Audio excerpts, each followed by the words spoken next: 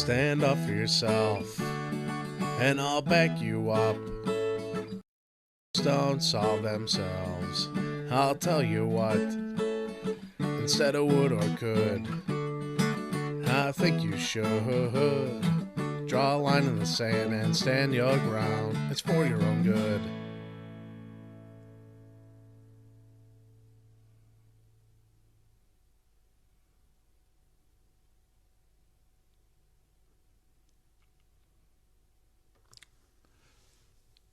And many times as we start to take a look at what it is that we're experiencing, we'll ask ourselves, how was I involved in what's taking place? Hello, my name is Roy Poyan, and I'm the host today for the Voice of Families in Addiction, and I'm the founder of Families Impacted by Opioids.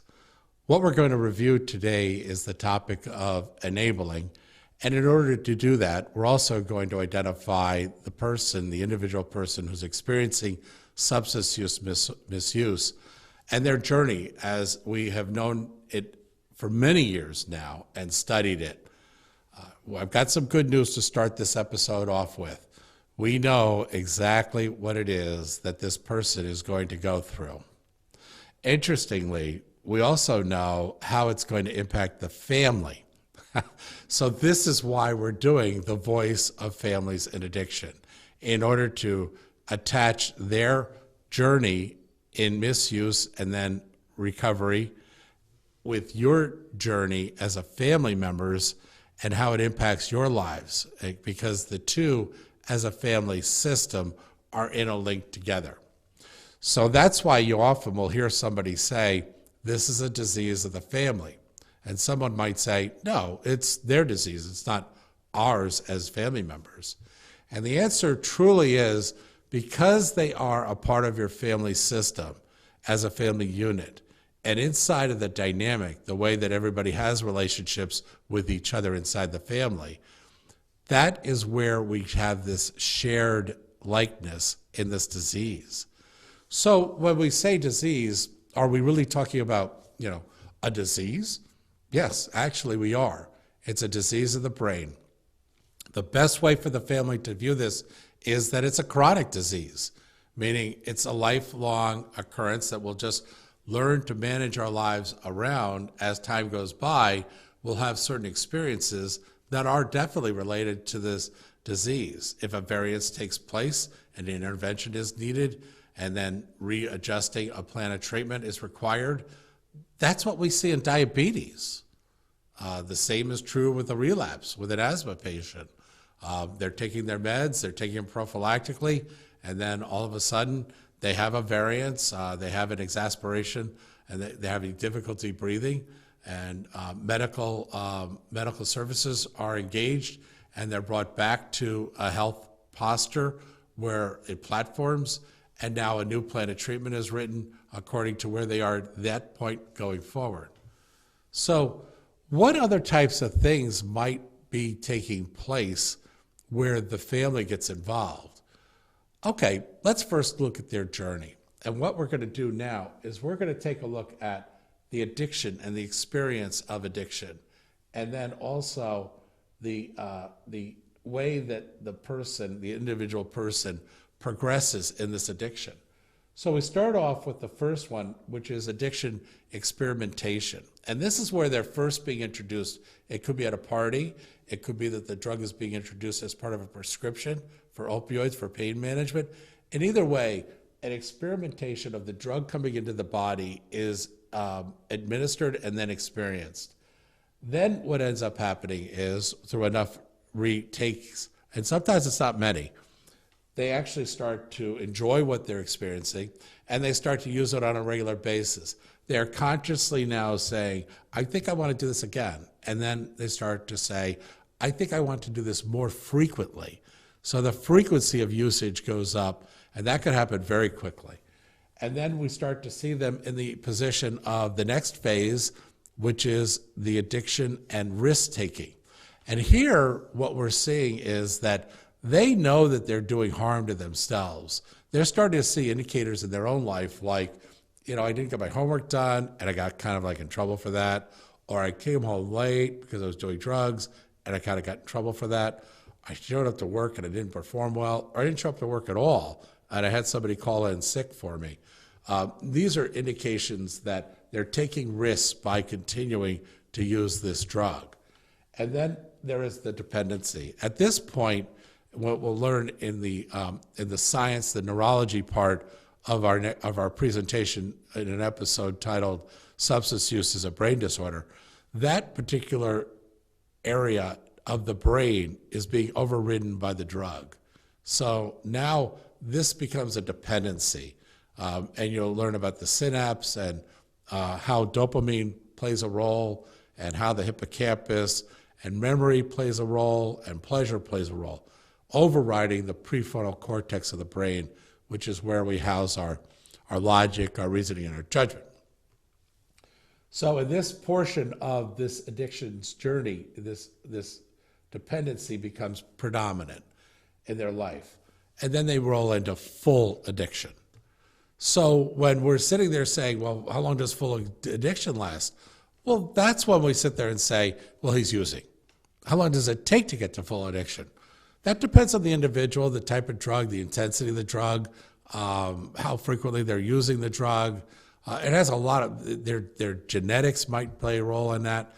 So we can't really say for each individual person, it's going to be this. It's going to be on an individual basis. But characteristically, we do have a pretty good idea. It only takes a couple of times with fentanyl to become fully addicted to it.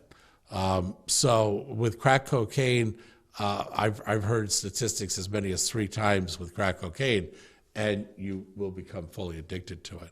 But I have to, not being in the medical community, defer to them in terms of what do the clinical papers tell us, if that's of interest for you to know. Then what we do is we somehow, this person, or we participate with this person in some type of intervention, meaning we're intervening, and we're helping them to see that they should move into detox. So once that decision is made and detox is introduced, now there's 3 phases to detox. Detox, depending on the drug, typically lasts 7 days. We do not want them to AMA detox. And what that means is against medical advice. It's where they go into like their second day. It typically takes 7 days. And all of a sudden they say, I want out, mom, dad, come pick me up. Or call the wife or a friend, come get me. They're doing terrible things to me. This is more painful. I can't take it. You got to come and get me. Well, that's not what we want them to do. We want them to ride out all 3 phases of detox. So after successfully completing detox, of which phase 1 is a lot of physical symptoms are presented, sweating, really severe muscle aches and pain. It almost feels like they're breaking their bones in terms of the intensity. Vomiting, it's just a very bad situation from a health perspective, but they're not in jeopardy typically of dying. We only see that the studies are showing most people do not have a death experience from detoxing on most drugs. Alcohol is a different kind of drug, and we have caution there. So detox and alcohol is a little bit different is what we're saying. Then in phase 2, they're at about day 3, and they're starting to feel a little bit better, not good at all. They won't feel good for a year and plus. But with this in mind, they're starting to, the drug is starting to, lifespan of the drug in their system is starting to wash out. It doesn't get out of their system. It just isn't as intensely present. And then phase 3, they're getting ready to make determinants of a case manager coming in and saying, okay, Jerry or Donna, you're at day 7 and we're going to discharge you now, and we'd like for you to go into a treatment program. Well, boy, I can't begin to tell you how many times we see this person say, nope, I'm done. I'm through detox. I'm better. I'll just go home and figure this out myself. Bad move. This is a bridge that we really want to see the family support the person and let them know that in day 7, you really have to stay with and go into a treatment program. because that's where they're going to learn the coping skills. That's where they're going to learn cognitive behavioral, meaning the way they think things through. And that's where they're going to learn other types of techniques in terms of dialectic behavioral therapy, mindfulness, how to manage their social life, how to get a schedule going and get into a clean environment that's going to be conducive to successful lifelong recovery. So with that in mind, getting to the treatment center is quintessential. It's the reason that we do detox. You cannot go from fully addicted into a treatment center. You have to go through detox, if you didn't already know that.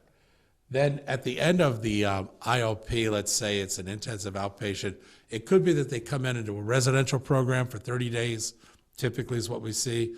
There's a partial hospitalization program, what they've referred to as a PHP, and then there's also an IOP. And in the IOP, we find intensive outpatient that they'll show up maybe 4 times a week for maybe 3 hours in this way that they can still have a job, they can still go home. They're not living at the treatment center itself, but they're visiting it. They're going into group therapy and possibly once a week, individual therapy. That's your typical IOP program, and it typically lasts around 18 weeks. Don't hold us to that, but talk with the treatment center about what their program involves. It's also dependent upon what managed care will pay. In certain cases, your loved one may not be ready to be discharged, and if managed care is not going to carry the bill, that's the point that you may have to do out-of-pocket expense to carry them on for another couple of weeks. Your clinicians, your social worker, your drug counselors will advise you on that as that date and time gets closer together. If the treatment center ever asks you as a family to come in and meet with them, do it. Don't delay. Welcome it. Participate in it. Do exactly what they tell you to do, because they know what this person needs, and they've seen when it's done how successful it can be. They're not saying these recommendations to you to make themselves look good or informed. They're doing it because it really makes a difference in your loved one's life, which means it's going to make a difference in your life too. So now an aftercare program. Well, good. We're getting used to some of these vocabularies. Remember, this is the journey. Make no mistake about it. It's not any different. It's the same for everybody. And in that case, they may go from detox right back to full addiction. So we do see a looping that takes place in terms of they go backwards. But in this case, we don't really often see them go from full addiction to full recovery, okay?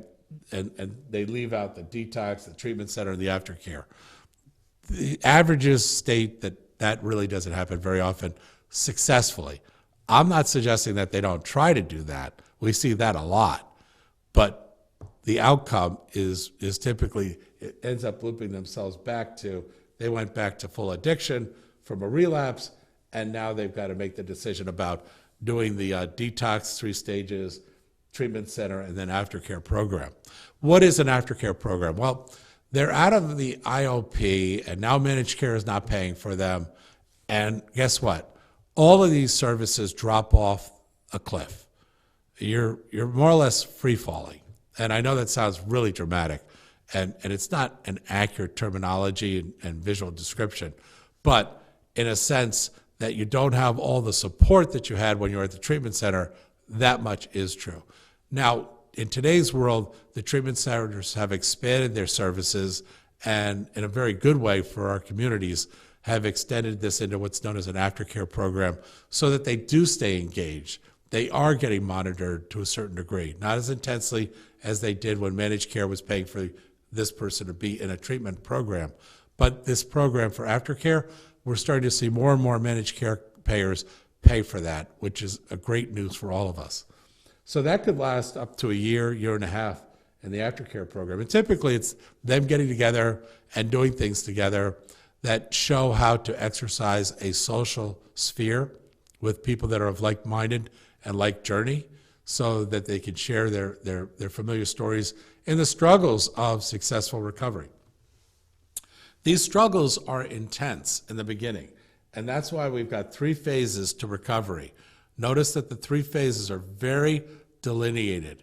in terms of, in the beginning, it's all about abstinence and sobriety, okay? And that lasts for about 2 years. Well, Roy, what does that mean? That means everything that the family does, everything that they do, needs to be focused on the topic of sobriety and abstinence. And with that in mind, we're not revisiting things like, oh, when you were an addict, you did this. That's not going to be helpful, okay? Try not to take them back to where they were when they were that. Keep them in the mindsets and the mindfulness of, this is where you are now, and you're doing good, and here are the things that I've seen, and it's the reason why I'm saying you're doing good. You're doing good because you're doing this. You're doing good because you're doing that. You're doing good because you're doing this and that. So that way they constantly get re-cued onto things that are helpful for them, and your feedback is now helpful for them.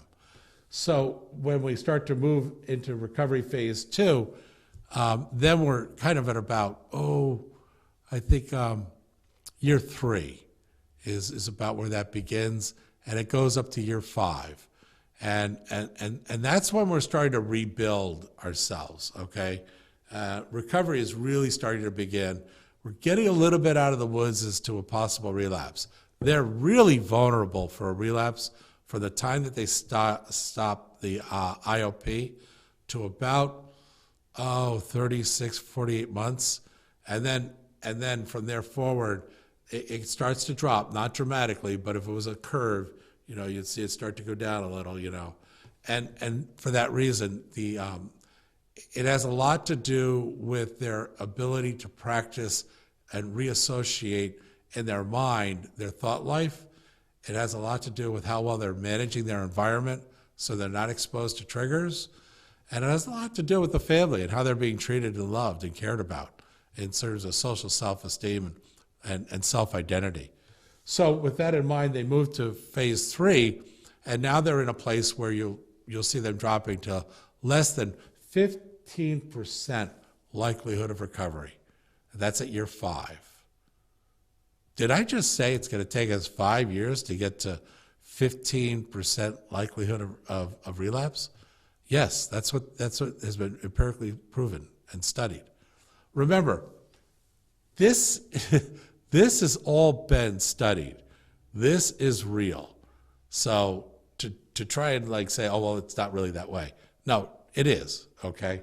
So when it comes to the recovery phase, then you start to look at relapse. Well, I thought we said we were in recovery. Yeah, but we need to be realistic. Relapse is a part of the substance use disorder journey, okay? It doesn't mean a failure. It doesn't mean that they'll never get out of this. We have relapses in diabetes.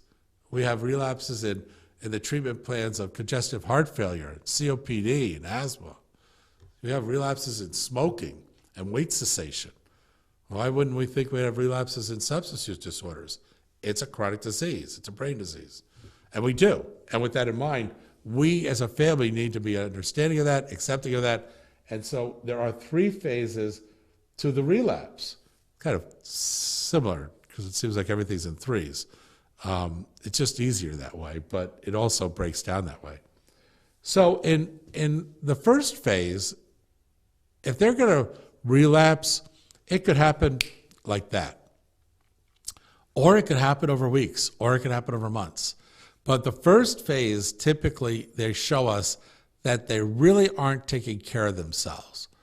And the answer to that question of, well, how do we know that? Well, observe their behavior. Let's face it. If they're sitting there saying to you, I'm having White Castle hamburgers for breakfast this morning, you pretty much know you're pretty off on nutrition, which is a very valuable entity and a part of self-care. If they're not eating, they don't have to all the time, but if they're not eating a nutritious diet, that's going to affect their metabolism. And that in turn affects depression and all kinds of other things. If they're overdoing sugars and things of that nature, it could affect their sleep. And that has significant repercussions. Sleep is gold when you're in recovery because it's a time of repair and rejuvenating your energy levels. So with that in mind, the recovery phase 1, the relapse phase 1 is self-care. And we want to make sure that we're noticing, are they going to work on time? Are they going to their NA or AA meetings? Are they hanging out with people who are a positive influence to their successful lifelong recovery? All these are indicators. You can actually measure them on a report format, but don't do that. Okay, you don't want to live a life of waiting for the shoe to drop off on a relapse. Be aware of this person as they're going through. Now, because you've taken this episode, you know the phases of recovery, and you now are learning about the possible phases or stages of relapse. So with that in mind, the second stage of relapse is mental. The first is physical, the first is self-care, and the second one is where they start to say, you'll hear them say things like, well, I could have just one drink at the holiday party. I mean, one drink isn't going to hurt me. Sorry. I mean, the jury's not out on this one. The jury is in on this one. Not a good idea, okay? So the same is true for the drugs. Really not a good idea when it comes to drugs. So with that in mind, we want to make sure that we reinforce the idea of a positive environment. Well, what would that mean? Well, might mean that the family changes the way they do the holiday party. Well, you could sit there and say, what do you mean? We've got to change how we enjoy ourselves? Well, actually, do you care about this person? Because if you do, you won't do the opposite. I mean, are you suggesting that, you have cocktails at a keg party in front of them and invite some people to drop off some drugs and put them on the table because that's what you guys do? No. I mean, you're committing them to an absolute relapse. So mental relapse is a sharedness, but because typically they're having a conversation with themselves, it wasn't so bad, or they start to think about, hey, you remember Sally was pregnant. I wonder if she had that child. And then they start to go into the physical phase of relapse, which is the third phase. And what that involves is they are physically kind of presenting themselves in the presence of the drug. They're starting to think, I'm going to drive down the street where I used to get my drugs, and I'm going to show myself that I can drive right by and not stop. Not a good idea. If they went to a treatment program, that treatment program told them in one of their 16 weeks of sessions, don't do that, because we know that's stage 3 of relapse, physical, and you more than likely will relapse. But if you're at stage 3, you've probably already gone through, you're not taking very good care of yourself, and you've mentally started to romance the idea of doing this again. So now you're at the physical stage and you say, I think I'll find out if Sally's there. If she is, I'll just say hi through the window and let them know that I'm doing okay, because I want to show everybody that I made it. Once again, not a good idea. So that's where we are when it comes to their journey. But their journey would be a good presentation if this was voice of the person in addiction. It's not. This is voice of the family members. So what we're saying here is, what role do we play in all of this? I mean, how much of what we're doing here with ourselves impacts what they do here with themselves? So what we want to do is we want to look at the term enabling. Oh, boy, here we go. Enabling. Well, enabling, you can enable a person to do the positive thing too. But when we're talking about this, it's usually something that we're doing. We're doing it out of love often, or we're doing it out of our own needs. And what we have found in studying enabling through the sciences is that it often comes from an insecurity of our own. And here's what I mean by that. If I were to say to you, I want you to stop enabling Jimmy, and you were to say, okay, Roy, I'll stop enabling Jimmy. And then I would come back to you and I'd say, So what did you do in order to stop enabling Jimmy? You'd probably have to say, I don't know. What should I have done? Well, that's because I wasn't very clear. Enabling as a word doesn't mean an awful lot. Now, there are 10 types of enabling. And if I were to use one of those instead of the word enabling, if I were to say, I want you to stop protecting the family image, well, that's actually that's enabling number 6 of the 10. You could do something about that. So let's take a moment and let's go through the 10 types. The first one, and this isn't by priority or how often we see it, it's just numbered 1 through 10, is denial. And denial is but it is one of the primary behaviors in families that we see adopting when they first hear that addiction is now a part of their family and part of this person's life, this individual person's life. So we're sitting there and we say, oh, that can't be. He can't be addicted. He's a good guy, he's a smart guy. He'd never do that. Oh my gosh, you're right. He is doing that. Well, I just refuse to accept it. All right, well, as a family member, you're a problem now, okay, because you're enabling them.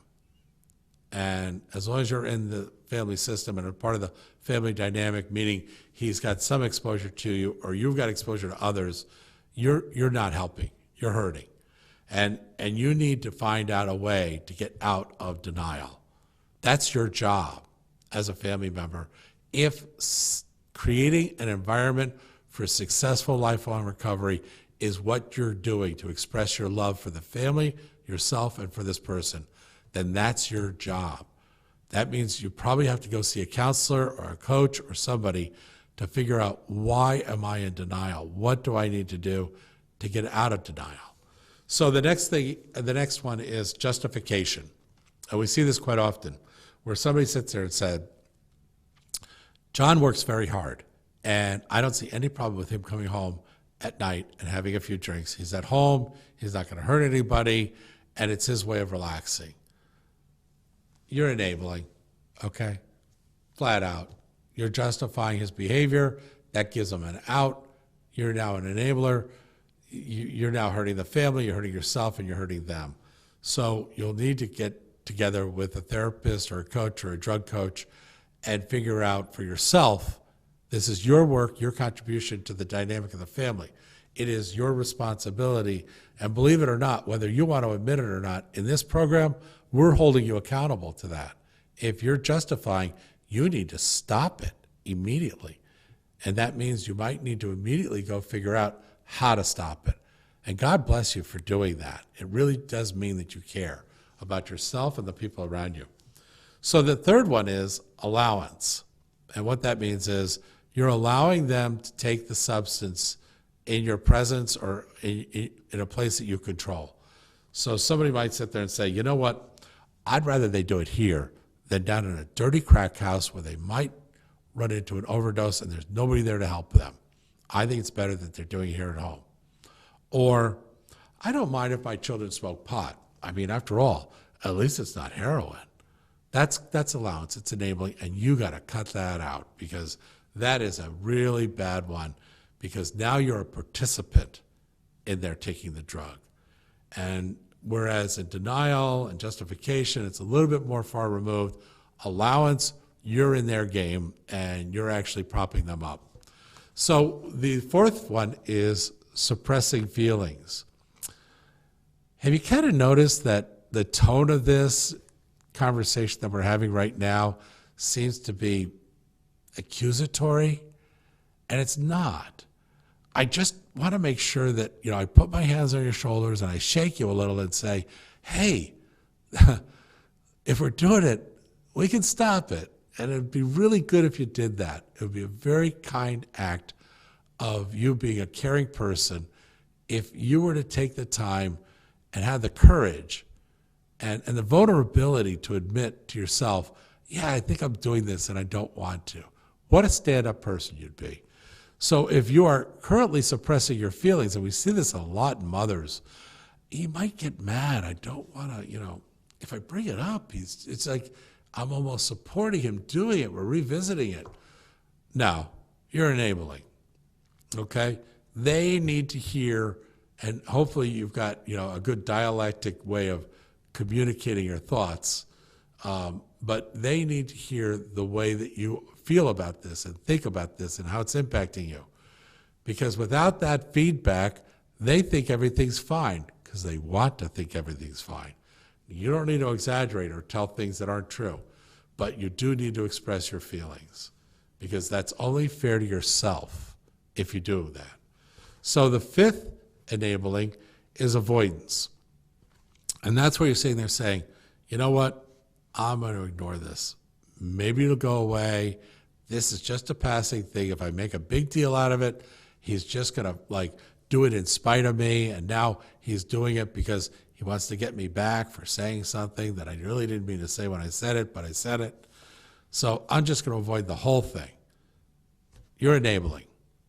And it's cowardly, but you're enabling. So you need to stop doing that and get engaged with yourself and start to figure out a way and see a counselor of how to structure your thought life and then how to structure your presentation of your thought life in the environment of the dynamic of the family so that you can be a positive contributor of a person who is not avoiding the problem. So the other one is protecting the family image. Boy, is this huge. I'm telling you, we see this so much. And it's typically played out with spouses, with mothers and fathers, with sisters and brothers. Don't tell anybody. The last thing we want somebody to know is that, Sherry has this problem. So let's protect her by protecting the family image and not let anybody know. Now, the opposite is not true. The opposite being, let's go out and tell everybody. And that way, she'll have to do what we tell her to do because everybody knows. You want to do that, that's for certain. But protecting the family image might be you calling up and talking to coworkers and saying, well, he's really just off this year, or he's feeling depressed and that's why he's acting that way. No, he's taking drugs and that's why he's acting that way, or he's an alcoholic and that's why he's acting that way. And you're making this enabling, which is in this case protecting the family image, a real problem for everybody. Those that are outside the family and those that are inside the family and the person themselves. You're creating a very bad environment in terms of successful lifelong recovery. So minimizing the situation. I think that the people who are surrounding him are the reason why he's taking these drugs, and that if he didn't hang out around them, then he wouldn't be using the drugs.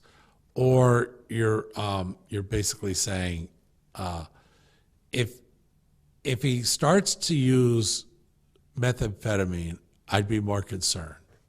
But he's only using cocaine, and lots of people use cocaine, so at least it's not methamphetamine. Well, that's enabling, and you certainly need to stop doing that. The eighth one is playing the blame game. You know what?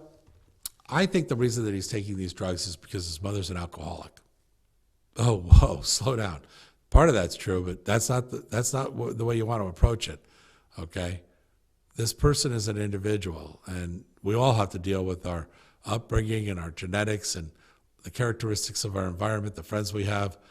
But you playing that role in terms of helping them to justify their behavior by blaming others is a real big mistake, and you need to not do that. They need to be accountable for their use of whatever it is they're doing, whether it's positive or negative. They still own that. So assuming responsibility, we really see this a lot. That's where I'm going to make sure that he has housing. I mean, I love him, and I'm going to make sure that he's got housing. No, no. They need to make sure they have housing, not you. Well, they can't. He's on drugs. I mean, we shouldn't expect that of him. Yes, actually, you should, because by doing that type of enabling, and where you're assuming their responsibilities, they have no consequences. I'm going to give you an example.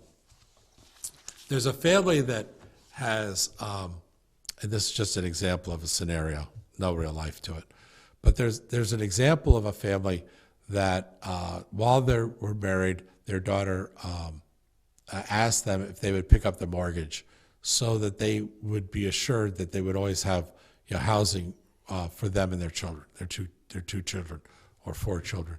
So with that in mind, they cleared the mortgage, paid for the mortgage, and then now rewrote the note where they are basically the bank, the mother and father. Then the daughter falls into alcoholism and is crawled up in a ball in the back of the room. Well, now they got a real problem because now she's like not able to make any payments, hasn't been for a year, and you're basically providing housing, which all she really needs to do is squeak out a little bit of a job, and she's got enough money for her booze and a Burger King. And that's really all she needs in order to keep drinking.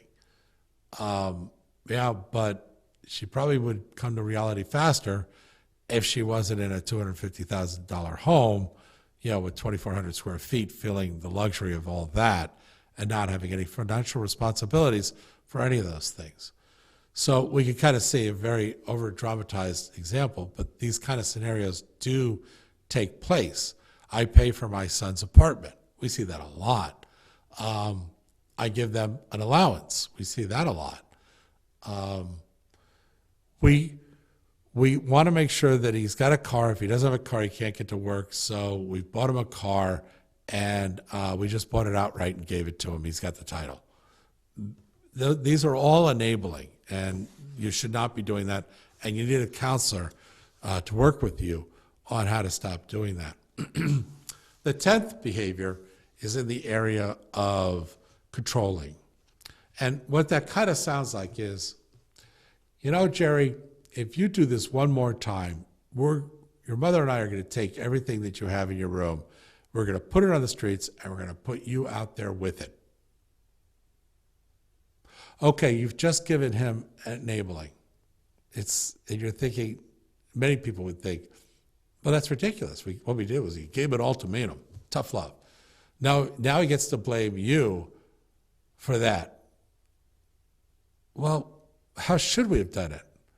Well, I'm going to ask the audience. Did you happen to see the episode on the 5 stages of change?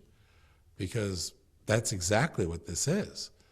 You went from pre-contemplation, I don't have a problem, you have a problem, to the action item. And they didn't go through contemplation, preparation, and then action. You expected them to just change immediately. And we've told and expressed, and science has shown, it doesn't happen that way. Not if the change is going to be lasting and significant for this person. Certainly you can change the environment, and you have control over doing that. Certainly you can make statements that would hopefully get them to consider that this isn't such a good idea, what it is that they're currently doing or planning to do. But to really affect change, go back and take a look at Petraska and DiClementi's work on 5 stages of change. Go on YouTube and view the videos on 5 stages of change. Do the same for enabling. Look up the 10 types of enabling and see a couple of videos. Look at the clinical papers. By the way, none of these topics that we present in our episodes are ours.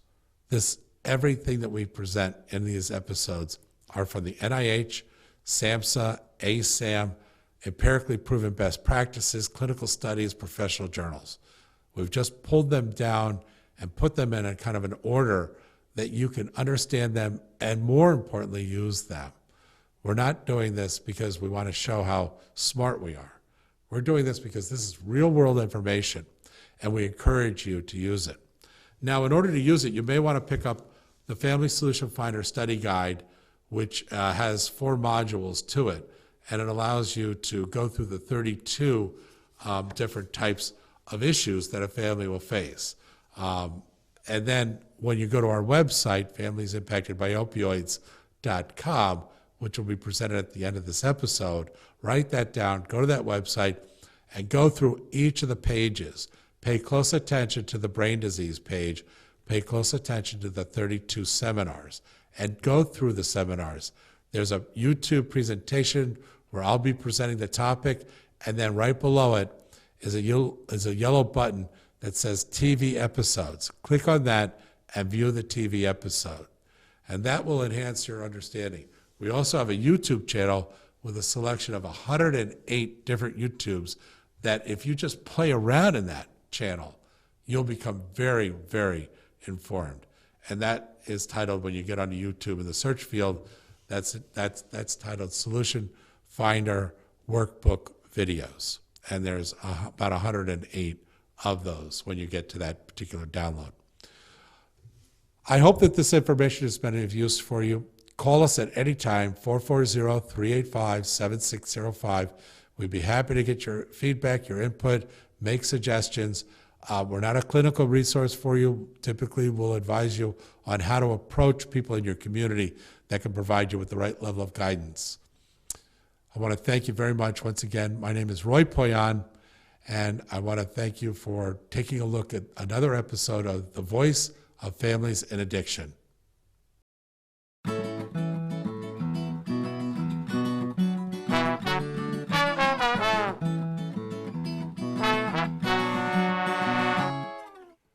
Stand up for yourself, and I'll back you up, 'cause problems don't solve themselves. I'll tell you what, instead of would or could, I think you should. Draw a line in the sand and stand your ground. It's for your own good.